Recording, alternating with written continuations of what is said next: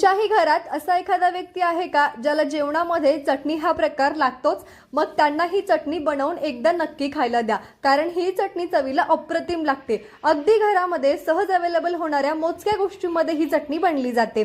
आता आम्ही गावाकडून या हिरव्या मिरच्या घेऊन आलो होतो। ह्या मिरच्या चवीला खूप जास्त तिखट आहेत, त्यामुळे याचा काही जास्त वापर झाला नाही आणि आता ह्या पिकल्यात सुद्धा, म्हणून म्हटलं चला याची आपण मस्त वाटलेली चटणी बनवूया। सगळ्यात पहिलं तर मी इथं लसूण सोलून घेतला। लसूण जरा जास्तच घ्यायचा, कारण ही चटणी फक्त लसूण, मिरची, मीठ आणि कोथिंबीर या 4 गोष्टींमध्ये बनते।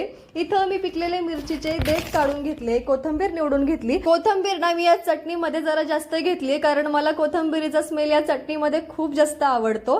हे सगळं एका मिक्सरच्या भांड्यामध्ये टाकायचं आणि मस्त बारीक चटणी वाटून घ्यायची। वाटताना यामध्ये थोडंसं पाणी ऍड करायचं, म्हणजे छान चटणी वाटली जाते। आता मी ही मिक्सरमध्ये काढली आहे। ही चटणी गावाकडे ना पाटा वरवंट्यावर वाटली जाते आणि त्याची चव तर भन्नाट लागते। तुम्ही पण ही चटणी एकदा नक्की ट्राय करा।